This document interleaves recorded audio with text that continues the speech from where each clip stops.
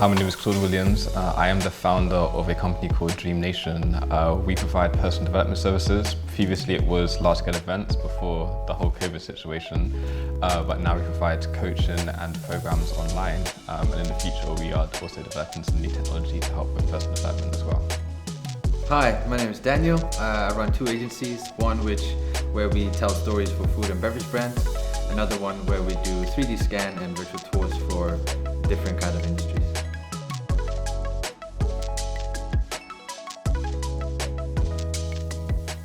So when it comes to establishing and innovating businesses within the digital space, I think one of the most important things is to first really understand your customer. So for me personally, I took a lot of time to build a community beforehand, and within that doing a lot of research in terms of their needs. But I think from a practical standpoint, it was also then like collecting as much information from those customers as I could. So that included like building a mailing list, doing like collecting data in terms of like the things that they wanted, the things that they were struggling with, and things of that nature. Yeah.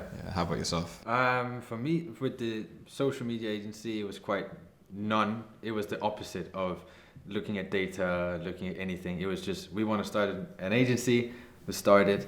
But the other one where we do 3D scan and tours was basically a product of COVID. So I think it's the point of adapting. So the world is changing and blah, blah, blah. And then it was saying, okay, how can we fix into that change? How can we adapt into that change? And I think that's one of the things that I would say in order to innovate. If there's a challenge, you look into how can you make that challenge your benefit. And I think virtual tours was a good point because people couldn't go to museums, they couldn't visit schools. So the scan gave them the experience just virtually. That makes a lot of sense. Like, how do you actually go about finding your customers though?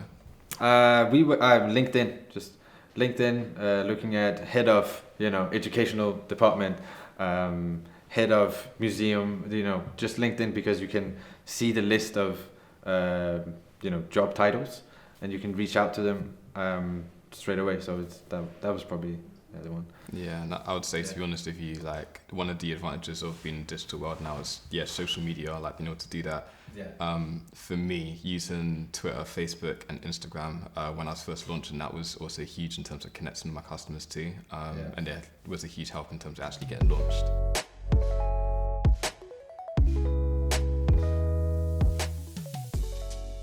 One of the benefits of having a business on a digital space, I think, is access to data. I know you have an important point on data. Why do you think that data is such an important thing when having a business in a digital space? I think being able to access data and interpret and actually use it, implement it, it means you can make things so much more targeted. Back in the day, I can't even imagine how you go about marketing effectively because you won't know what is working, what isn't working, or also you'll struggle to personalize things for people. A big part of my company's success, I would say, is by really looking at basically big data, collecting it ourselves, as well as looking at what's out there, means that we've been able to understand what the trends are, as well as understanding what people's needs are. And then we use that to then develop our products, as opposed to us kind of trying to think, oh, I think this will be good, so therefore I'm going to put it out there. It's like, I don't have to guess, I can see for myself. And I think taking that approach has been really helpful. Like I said before, being able to use stuff like people's email addresses, whether that's contacting them directly or using some of the services like what Facebook provide, for example, it means that our marketing, I think, has been a lot more efficient, and as a result saved us a lot of money, while still allowing us to grow the company. Yeah. That's a good point. It's what you think that data is expensive and not accessible, but it actually is. That's, I think, some people misunderstand that part. Yeah. I think another point as well is that you can join in on communities. Like back in the days, obviously when reading history, if you didn't live in a certain area, you wouldn't be able to speak to a certain community in another area. But now you can jump into those communities through social and actually be a part of it or listen. I think social listening is a very important thing when you start a business, regardless of what it is, that you can listen to, okay, I'm trying to sell X product to this kind of people. What are they caring about? What kind of troubles are they having? You can actually hear it through social. I think that's a major benefit of. Yeah, and I think the point that you just kind of mentioned, like with being in digital era that we're in now, like those geological boundaries don't exist as much. Yes. I mean, when I did my first event, although we had like 100 or so people in the room, we were also able to live stream it, and as a result, we had people around the country that tuned in and watched, and that really did help in terms of like speeding up the growth of the company. And as well, if you can also get people to talk about what you're doing online, then that's the type of marketing just like, yeah, it's invaluable. And I think combination of those things together, this really allowed us to grow at a fast rate. Well done. Yeah, I also think, to be a bit cheeky, if you're not on digital, you're gonna become more and more irrelevant, because if you're looking at where people are spending their time and stuff, digital space is that space. So if you're not there and you're trying to fight against it, you're going to become more and more irrelevant. So it's not a question about if you shouldn't, it's more about when. Yeah. So in your business, what are some of the benefits of being in a digital space? I would say probably the biggest benefit is using data. So being able to, once again, kind of collect that data and then use it to actually implement marketing strategies or product development has been really helpful. So I ultimately get to use it to understand where the trends are, understand what people's needs are, and then ultimately just have a much more effective company.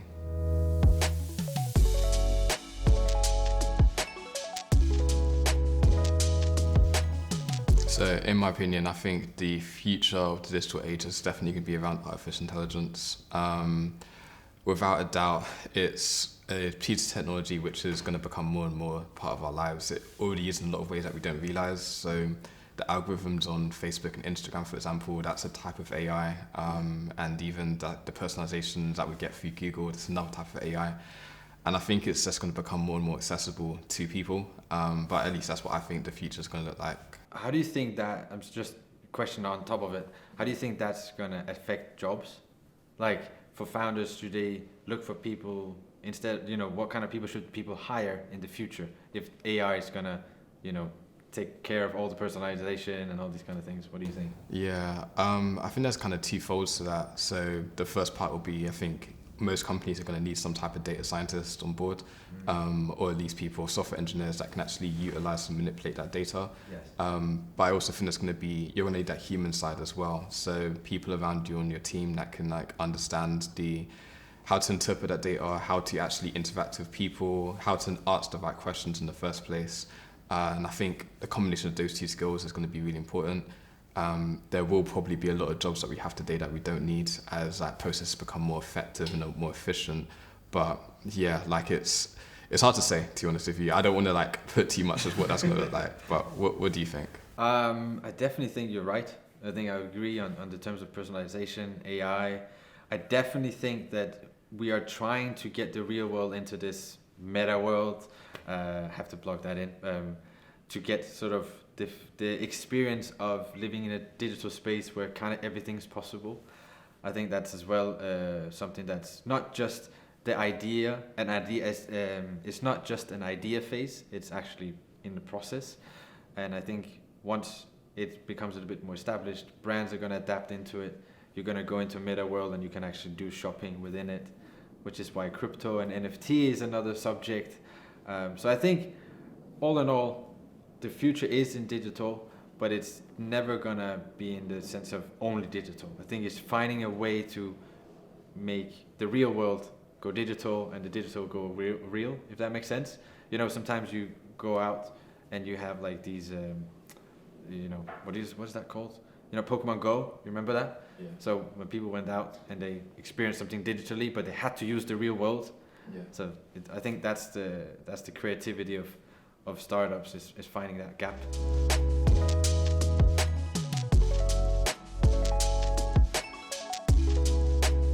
What do you think? What are some of the tools and resources that people can use, the founders can use in the digital space to either get their message across on digital or maybe even start up? What do you think? So for me personally, like when I got started, one of the most important tools was MailChimp, or any like any software rather that you can use to collect email addresses, but MailChimp it lets you start for free. I think you can get up to 1,000 people on there without having to pay. That was one of the biggest resources. And then the other for me is Excel. As simple as that might sound, like learning how to use Excel properly, so not the basics, but properly, it will give you so many advantages. So yeah, like the big game changer for me in terms of like learning Excel was actually beginning to learn how to program. So when I started to do some programming courses online, I think it was Code Academy that I used. That began to help me see that Excel is just really a programming language, but just an easier one to understand. And when I stopped seeing it as a spreadsheet and seeing it as a programming language, the possibilities that it allowed me to do just multiplied. And I guess lastly, just having some sort of device or rather software that you can use to collect data. So things like SurveyMonkey, that's a good shout, or Typeform, that's also really good as well. But yeah, there's lots of like non-coding tools that you can use out there. So Squarespace or whatever. If you can begin to learn how to use those programs as well, that's going to be a huge advantage for your business. I agree. Typeform, we use that as onboarding. So when businesses join us, instead of going through a long long meeting or a Word document, we send them a survey version Typeform, and they fill that out, and it's much more, smooth and streamlined. Yeah. I think in order to get your message across, some of the tools that I would use to get your message across as either a new founder or a new business would be you do YouTube video in-stream ads. It's a very long word, but basically the way you can do it is you can, based on people's Google search, you can get your video ad up on their YouTube. So if someone is Googling for, watches, and he then goes on YouTube at night, your watch ad could show up on his feed. The thing is, people are always saying, everyone skips that ad, but that's fine because it's basically awareness. But the moment you're gonna pay is when they click on it. So when they've taken action and they're actually interested, that's the only moment your advertising money is gonna be spent. So that's a good, I think, ROI activity. Another one is Apollo. So when you go on LinkedIn and you want to get founders' information, they're not always available because you have to connect with them. So sometimes it's better to use something called Apollo, which is kind of a plug-in software where it's basically scrapes the LinkedIn feed and then it gives you an email list and you can send them their email, or sometimes they even have their phone number. And it's free. So like if you are in a B2B scene, it's definitely a good software to use.